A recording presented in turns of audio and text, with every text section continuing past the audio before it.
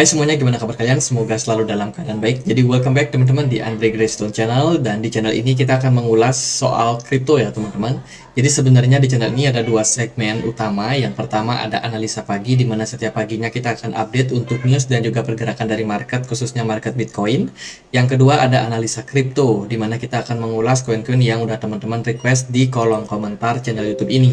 Jadi aku udah banyak banget dapat requestan koin dari teman-teman. Thank you banget yang udah sempat meluangkan waktu buat ngetik. Dan di video kali ini kita akan mengulas untuk NIR protokol, sama satu lagi adalah Avalanche.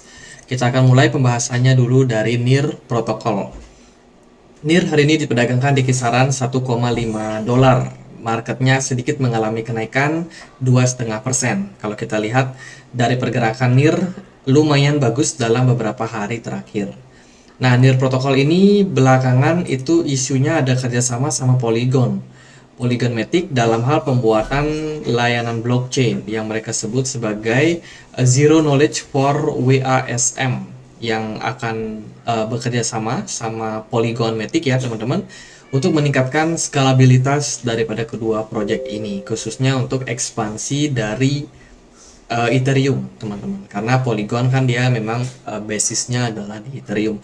Dengan joinnya NIR protokol ke apa namanya project daripada Ethereum ini, tentunya akan meningkatkan kekuatan daripada Matic, NIR protokol dan juga Ethereum atau ETH teman-teman. Dan ini merupakan salah satu cara mereka guna untuk memperluas lagi adopsi dari penggunaan cryptocurrency. Jadi ini berita yang positif. Setelah news ini muncul teman-teman, Polygon Matic yang paling dapat momentum untuk mengalami kenaikan lumayan ya. Jadi NIR sendiri ya dapat kena cipratannya doang sih sebenarnya. Kalau kita lihat dari berita ini, sebenarnya ini berita yang bisa dibilang positif ya. NIR itu akan ada project di Lisbon teman-teman, Portugal. Ya, mereka akan apa namanya berbicara di sana banyak soal proyek-proyek apa yang sedang dikerjakan. Jadi NIRCon ini adalah semacam konferensi gitu yang digagas oleh NIR guna untuk mendapatkan lebih banyak lagi peningkatan komunitas dari pihaknya mereka, sehingga dengan ini ya tentunya penggunaan dari NIR akan semakin banyak, terutama adopsi-adopsi yang mereka harapkan dari institusi besar teman-teman. Ya itu ya project terbaru yang dibikin oleh NIR Protocol. Kemudian NIR juga sempat kena kasus teman-teman. Ini berita udah agak lama. Kalau kita lihat ini berita 7 November kemarin, di mana NIR ini isunya itu ya ada sedikit masalah gitu. Kalau kita lihat ya dari pemberitaannya, Gevoy mengklaim Wintermute ini salah satu perusahaan penawaran cryptocurrency, market maker, dan juga venture capital yang telah menerima tawaran sebesar 20% dari 11 juta US dollar. Giveaway mengatakan Wintermute akan menempuh semua jalur hukum terhadap NIR dan juga Aurora, yang bertanggung jawab mengizinkan transfer aset dari jaringan Ethereum ke protokol NIR. Dalam pernyataannya pada tanggal 9 November, Aurora menolak klaim Wintermute dan juga menggambarkan bahwa apa yang menjadi tuduhan dari Wintermute itu tidak berdasar. Aurora mengklaim bahwa Wintermute berusaha mengambil keuntungan dari dana yang telah disiapkan untuk melindungi jaminan stablecoin USN. USN pertama kali diluncurkan sebagai stablecoin algoritmik pada tanggal 25 April 2022 oleh Bank Desentralisasi yang menyebut dirinya sebagai proyek yang dijalankan komunitas secara independen tanpa bantuan keuangan langsung dari NIR Foundation. Namun pada bulan Oktober, NIR Foundation membuka dana sebesar 40 juta US dollar yang disebut USN Protection Program untuk mendukung konversi USN ke USDT setelah USN mengalami under controlize. Jadi ya kasus ini bisa dibilang salah satu sentimen yang negatif juga untuk NIR protokol karena ada masalah dari stablecoin, teman-teman. Kemudian ya berita-berita terbaru yang akan diadakan oleh NIR protokol ini akan ada ya cukup banyak sebenarnya. Salah satunya di OKX, salah satu pair dengan NIR protokol akan mengalami delisting. Tapi NIR protokol tidak di delisting dari OKX teman-teman, hanya pasangannya aja, contohnya NIR Bitcoin. Nah, itu yang di delisting, dan fokus kita sekarang hanya di NIR sama USDT. Jadi kayak gitu contohnya. Kemudian juga ada beberapa project yang mereka kerjakan, teman-teman, di dalam beberapa waktu ini ada conference IBW bersama dengan 9 project crypto yang lain. Kemudian di tanggal 31 Desember di akhir tahun ini juga ada project ya, wallet wallet hub transaction sama Sunset Legacy Explorer di akhir tahun, teman-teman. Jadi ya itu sih proyek-proyek dari NIR Protocol yang akan hadir untuk kedepannya. Kalau kita lihat secara apa namanya, supply saat ini NIR Protocol total supply-nya ada di 1 miliar 1 miliar NIR dengan jumlah yang beredar sebanyak 992 juta. Dengan jumlah supply yang sedemikian banyak ini, sebenarnya NIR ini sudah mencapai pada hampir mencapai batas maksimum supply-nya. Which is kalau menurut saya harga NIR harusnya sih sudah berada di harga-harga wajar untuk saat ini. Kemudian untuk market yang bisa memperdagangkan NIR protokol itu sudah ada di exchange-exchange besar seperti Binance, Coinbase, KuCoin, Kraken, dan kawan-kawan. Buat teman-teman yang mau memperdagangkan NIR, kalian bisa daftar exchange-exchange ini ya. Linknya itu ada di kolom deskripsi, teman-teman. Kita akan langsung masuk ke pembahasan dari Bitcoin-nya. Kita akan mulai dulu sedikit dari Bitcoin ya, teman-teman. Bitcoin secara pergerakan ini masih cenderung uptrend, teman-teman. Bagus banget. Bitcoin masih sustain bertahan di kisaran level 36.600. So far Bitcoin bullish. Satu indikasi lagi ada BTC dominance yang juga mengalami kenaikan dalam jangka waktu pendek. Kalau kita lihat dari pergerakan NIR protokol, so far NIR juga mengalami penguatan terbatas. Bila kita lihat di time frame daily, sebenarnya pergerakan dari NIR ini sudah sempat crash, sudah sempat mengalami penurunan disebabkan karena ada bad news soal winter mute ini, teman-teman.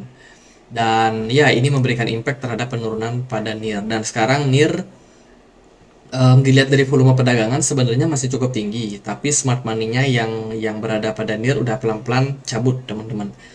MACD mendekati dead cross, jadi waspada aja kalau dead cross terjadi. Secara pergerakan ini mungkin ada yang sudah berspekulasi ya, wah ini NIR protokol akan membuat head and shoulders. Ya mungkin saja jangka waktu pendek akan ada head and shoulders, tapi overall in the bigger picture kita melihat bahwa NIR protokol sebenarnya dalam trend yang sudah mulai bagus, teman-teman. Pasalnya dia baru aja breakout dari neckline di sini di kisaran level support 1,16 ya. Yaitu teman-teman yang mengindikasikan NIR protokol sudah masuk ke fase rally setelah cukup lama dia bergerak di bawah daripada trendline tersebut. Jadi indikasinya sudah mulai positif pada NIR protokol, kenaikan harga juga sudah terjadi meskipun belum terlalu signifikan ya kalau dibandingkan sama proyek-proyek lain. NIR masih cukup tertinggal sepertinya, teman-teman. Jadi bisa banget teman-teman yang mantau NIR untuk pantau dulu karena ini harganya masih akan kemungkinan mengalami diskon. Semoga aja seperti itu. Nah, kalau kita lihat di time frame yang lebih kecil, di time frame 4 jam, pergerakannya dari NIR protokol ini juga menunjukkan bahwa performa sebenarnya sudah mengalami penurunan. Dari volume smart money yang kemarin banyak, ini dari tanggal 24 Oktober sampai tanggal 7 November, cukup besar ya, dimana itu memberikan impact terhadap peningkatan harga NIR. Setelah itu smart money banyak yang cabut dari NIR, dan juga NIR saat ini dalam proses berusaha untuk retrace sebentar, naik sebentar, mungkin akan mencapai level tertentu sampai akhirnya dia akan membuat koreksi dan berpeluang untuk ngetes area support di sini di kisaran 1,2 dolar. Jadi waspada aja untuk saat ini. Saya rasa tren bullishnya NIR yang sudah terjadi cukup panjang dari tanggal 19 Oktober sampai 7 November kemarin, nampaknya dalam jangka waktu pendek ya, ini akan ada sedikit koreksi. Jadi bisa banget untuk teman-teman manfaatkan. Mungkin kalau ada skenario lain yang bisa mungkin terjadi ya, NIR protokol punya resistance di kisaran 1,6. Let's say kalau dia berhasil untuk menembus area tersebut, mungkin bisa naik sampai 1,7. Nah, itu NIR artinya sudah melanjutkan potensial bullishnya kembali, teman-teman. tentunya dengan target-target di atasnya seperti di 2,4 dolar yang mungkin berpeluang untuk menjadi target berikutnya untuk NIR bila mana dia menembus level 1,6 dolar. Jadi menurut saya masih cukup positif untuk NIR ke depannya. Next kita akan mengulas soal Avalanche. Avalanche atau Avax memang beberapa waktu belakangan itu dia baru aja meluncurkan yang namanya aplikasi sosial media terdesentralisasi yang mereka kasih nama Stars Arena. Penggunaannya cukup banyak dan setelah news itu berhembus, pergerakan dari Avalanche juga cenderung mengalami peningkatan, teman-teman. Volume perdagangan dari Avalanche belakangan cukup ramai karena memang sosial media tersebut sepertinya lumayan bisa meningkatkan atau mendongkrak daripada harga dari Avalanche. Untuk hari ini Avalanche diperdagangkan di kisaran level Rp213.000, marketnya naik 5%. Lumayan tinggi ya teman-teman. Kalau kita perhatikan dari maksimum supply dari Avalanche itu ada di 720 juta AVAX, sementara total supply yang beredar saat ini baru di 355,3 juta. Jadi bisa dibilang 50%-nya masih bisa di-create ke depannya ke market. Dari pemerintahan terbaru, Avalanche sendiri ini ada kerjasama dengan beberapa pengembang, terutama pengembang decentralized exchange, yaitu namanya Kansa Finance. Baru aja di launching dengan menerbitkan African Stablecoin yang bergerak di Avalanche. Jadi ini bagus banget. Kemudian mereka juga ada kerjasama juga sama beberapa exchange seperti Baki. Ini adalah exchange di luar Afrika ya teman-teman, yang juga sama-sama berkontribusi bergerak di jaringan Avalanche. Kemudian beberapa token juga over collateral, ini ada join seperti USDC yang belakangan juga tergabung teman-teman dan running di jaringan Avalanche. Jadi ada beberapa fungsi yang memang sedang dilakukan pada Avalanche guna untuk meningkatkan ekspansi mereka, terutama untuk user-user di Afrika, teman-teman, dengan adanya Kansa Finance ini. Yang lain, kalau kita lihat dari pemberitaan, nah ini mereka akan ada event ya di Istanbul, teman-teman, di Turki, yang akan diadakan tanggal 14 November. Kayaknya ini barengan sama Binance ya kalau nggak salah. Jadi akan ada, ya mereka akan hadir di sana guna untuk ya berbicara banyak soal blockchain, kemudian proyek-proyek apa yang akan mereka bangun supaya bisa mendapatkan banyak adopsi daripada masyarakat di sana. Avalanche juga sudah meluncurkan Ava Cloud. Nah, Ava Cloud ini berperan banget guna untuk upgrading teman-teman, upgrading dari blockchain solution yang mereka tawarkan. Tentunya dengan adanya Ava Cloud ini akan meningkatkan bisnis yang bisa masuk ya, artinya dari jumlah institusi besar yang bisa masuk ke Avalanche akan lebih meningkat potensialnya, karena dari Ava Cloud sendiri itu menawarkan skalabilitas untuk blockchain infrastructure milik dari Avalanche, sehingga ya lebih banyak hal yang bisa dilakukan untuk saat ini. Kemudian kalau kita lihat juga ini ada berita negatif dari Avalab. Avalab baru aja mengkonfirmasi ada sekitar 12% karyawan dari Avalanche Studio yang di-cut, teman-teman. Di-cut karena tentunya divisi-divisi tersebut dianggap kurang begitu memberikan impact yang positif, dan juga di-cut-nya itu ya karena untuk membiarkan ekosistem dari Avalanche supaya bisa tetap sustain, artinya biar nggak boros dana ya, efisien lah, biar efisien, apalagi narasi bear market sebenarnya masih cukup menghantui untuk Avalanche untuk saat ini. Kemudian ini dia ada berita yang kurang baik lagi teman-teman, ada Chillpill, nama dari CEO dari Stars Arena. Nah, Stars Arena ini adalah sosial media yang kita bahas tadi, di mana CEO-nya memutuskan untuk mengundurkan diri akhirnya, dan kami terus mengambil langkah signifikan membangun kembali kepercayaan dengan komunitas kami. Jadi beberapa good news, beberapa bad news juga ada pada Avalanche dalam beberapa waktu. Untuk bisa memperdagangkan Avalanche kurang lebih sama aja, exchange yang bisa dipakai sama kayak NIR protokol tadi. Buat teman-teman yang mau misalkan daftar Binance atau KuCoin, itu bisa langsung cek linknya di kolom deskripsi. Oke, sekian banyak yang kita sudah lihat dari Avalanche. Mari kita lihat untuk pergerakan harganya seperti apa. Overall, Avalanche sudah mengalami peningkatan yang signifikan. Seperti yang saya bilang, peluncuran daripada sosial media yang namanya Stars Arena kemarin itu memberikan impact yang sangat positif pada Avalanche. Terlebih, Avalanche juga sudah diskon ya, lumayan parah teman-teman, bahkan kemarin sampai menyentuh 9,11 dolar. Dan juga sekarang Avalanche sepertinya sudah mulai masuk ke tahap rally. Kalau kita perhatikan dari volume perdagangannya meningkat. Kalau kita compare sama yang terjadi pada bulan Agustus kemarin, jelas mengalami peningkatan, namun peningkatan yang terjadi ini masih belum setinggi ketika bull market di tahun 2021. Dengan kata lain, Avalanche masih akan punya potensi untuk menguat, terlebih kita masih belum masuk ke tahun 2024 ya, di mana tahun Bitcoin akan ada halving di sana dan ekspektasinya ya Avalanche masih bisa growth untuk kedepannya. Secara pergerakan sebenarnya Avalanche cukup positif teman-teman, kenaikan yang terjadi ini sudah sejak 19 Oktober lalu mengantarkan Avalanche mengalami kenaikan sampai 50%. Ditambah dengan penurunan yang terjadi dan sepertinya ini ada indikasi yang namanya double bottom tercipta pada Avalanche dengan posisi neckline yang ada di sini.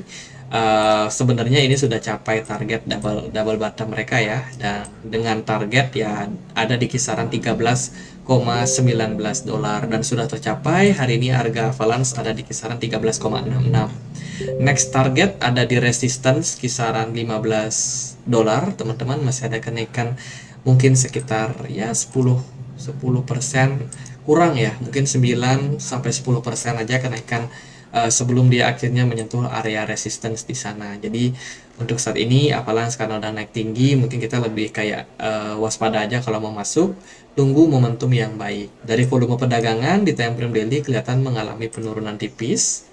Ini volumenya mengalami penurunan tipis dengan smart money yang justru naik teman-teman.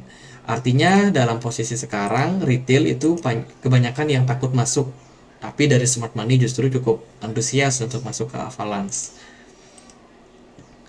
Lalu kalau kita cek juga di time frame 4 jam, di sini kelihatan memang Avalanche ini masih cenderung dalam momentum bullish, teman-teman. Sepertinya cepat atau lambat dia akan mencapai area 15 dolar.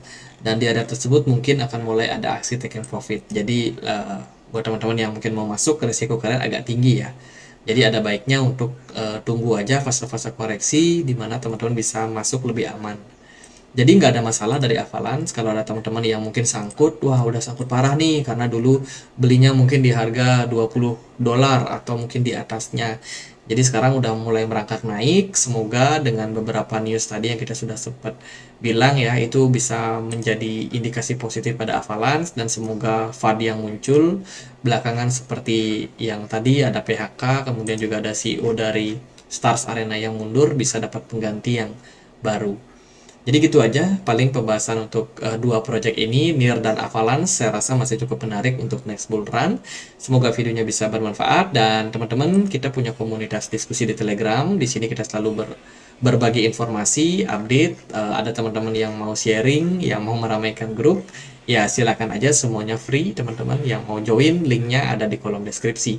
Jadi gitu aja, semoga bisa bermanfaat dan akhir kata saya Andre, makasih.